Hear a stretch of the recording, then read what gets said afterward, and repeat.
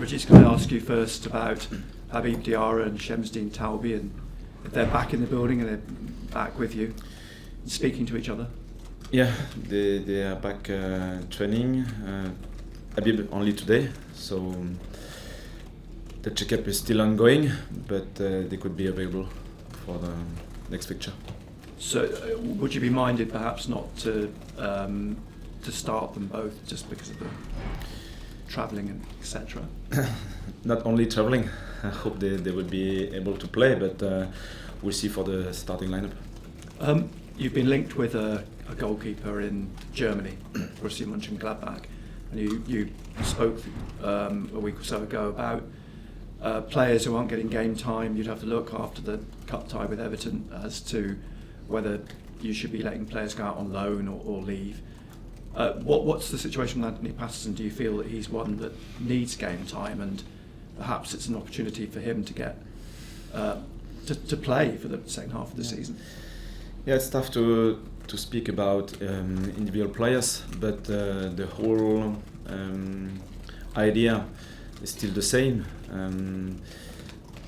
For players who need minutes, the conversation is still open, and if we can find an agreement positive for both sides, the club, them, we'll move forward. So at the minute nothing is official for any players, but we are working hard behind the scenes. And you've been linked with, or Everton have been linked with Wilson Isidore, and I don't think there's been any contact as such, but where do you stand on the possibility perhaps that Isidore could leave? Same idea. So for Wilson, it's always so had many conversations with him and his agent recently. He's a really good player, important for us. Did really well in the past, and for sure in the future as well. And we still have momentum. And I think for Sunderland at the minute it's really positive to have Brian in a good form. And two strikers, Eddie and Wilson, ready to go. It's normal to have some difficult periods because they are still young, new in the league. So I don't know if it's possible to sustain the level for a whole season in this league. So it's just normal to have different periods. And any prospect of anybody coming in, or is that still quiet for you? Nothing official at the minute, but we are working hard. So your intention is to try and get someone in? We are working for any options because I think it's fair to help the players who might need time, game time. And if you don't work, it's just a statement, but it's not real. So it's important to work. After that, sometimes you can achieve your objectives. Sometimes it's not possible, and we'll see. After Crystal Palace touched on the fact that I think the performance overall, and I know you mentioned that Palace could have scored early on. They had a couple of opportunities, but overall you look very disciplined, very composed, and it looks like you've reached a point with your team now that you've got a very clear identity as to how you set up, the shapes that you play in, and the maturity that the team is now showing in this league. Yes and no, because I think we are getting better. The team is improving throughout different experiences. At the same time, there are no comfort zone in the Premier League. So Palace was a big challenge. I think we did well. It was on the edge. At the beginning of the game, they had a couple of opportunities. If they scored at that moment, the game can change massively. It wasn't the case, so we played a good second half. So it's important to say that earning points in that league is really tough, especially for a newly promoted side. We are still this kind of team, and we are working hard, but it's difficult to win points. You're defensively very sound, we know that, and we have talked about the attack, and you'd like to see more goals, but is the area that you'd like to work on is trying to get more balls into the box from the wings? from the wings, from the central corridor, from everywhere if it's possible. The final third is it's still one of the most difficult part of the game because we still have to be really balanced. If you take more risks, probably you might be a bit more exposed. If you are a bit more exposed, you can concede goals, you can lose your confidence. So it's a fragile process. And at the minute, I think the balance is still positive, and we have young players in the front line as well. So they need time to improve, to get new experiences. So we're back to the beginning, if you like, on Saturday with the opponents on the opening day, West Ham. Are you surprised, or would you have been surprised if someone had said to you at the beginning of the season that West Ham would be in the bottom three now and fighting a relegation battle? Yeah, it shows that this league is really hard because they are a good team, really experienced, and they are struggling. So it means that winning points in this league is really hard. I don't think they give up. It's really clear. They won their last two games, one in FA Cup, one in the Premier League. Probably deserved more against Forest. So they are in good form. They recruited 2 new forwards. So I think they can bounce back and create a new dynamic. So we'll be there to stop that, but it will be another exciting challenge. Have you been to the London Stadium at all? Have you ever seen a game there? Never. Very strange dynamic, and I get the impression with the position that West Ham are in at the minute, if opposition teams go there and can sort of quieten the crowd, it does play very much it would play in your favour if you could do that. Yeah, at least because we experience this connection with our crowd at the Stadium of Light. This energy is really positive for the team at home. I don't know if it's the case for the team away from home, but yeah, I think it's important. And finally, for me, I mean, you know from experience that whilst they may be struggling, they've got some very good players like Jared Bowen, who could have hurt you at the Stadium of Light. It's going to be tough, isn't it? There's no question. It's always about key moments, and so you can be really well organized, adaptive, high intensity, and even when you do things well, the opponent can hurt you because they have game changers, and Jared Bowen is a good example. Régis, you said a moment ago, you said that if we can find an agreement on both sides, we will move forward with regards to potential departures. There's been certain players who have been very patient this season and haven't played much. Have certain players, without giving names, knocked on your door and said, I want to get out and play, I need to get out and play football? No, it wasn't so far the case because I think the connection is really respectful. They know how important, even if they know they don't have game time, they are still important in the dressing room, they are still important in the training dynamic, and I think they like the club. They like Sunderland, sometimes because they have a strong story with the club, or because the atmosphere is really positive.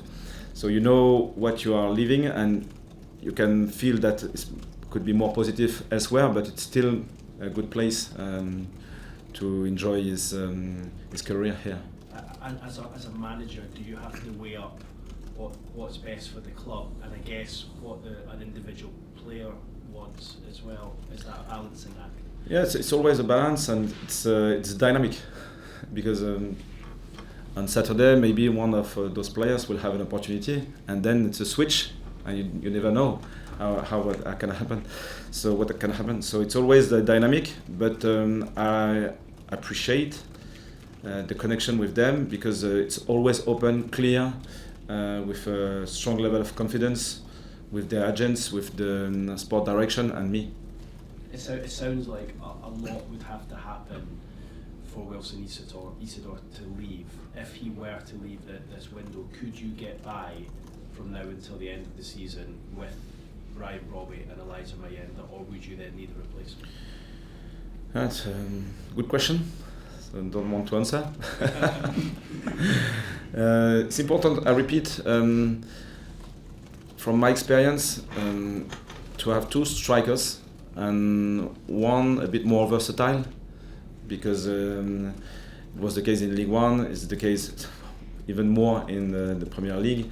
It's so demanding.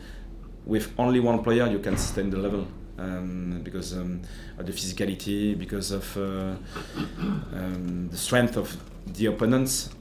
You need two to sustain the level, and one more versatile is always useful. So our setup at the minute is perfect. And you spoke there about the players that you've got coming back from African Cup of Nations. I mean, great boost for you having two of them come back who went so far in the competition. When you think back to the middle of December and the players left, a large chunk of your squad, to think that you've only lost one game in that time. Yes, there's been a number of draws there, but you must be really happy, you must be proud with the way everyone that was left here has grouped together and done as well as what they have. Yeah, it shows that the strength of the group is key, and individuals are important. It's always the case, but you can manage tough periods without one leader, 2 or 3, 4 players, according to injuries or suspensions.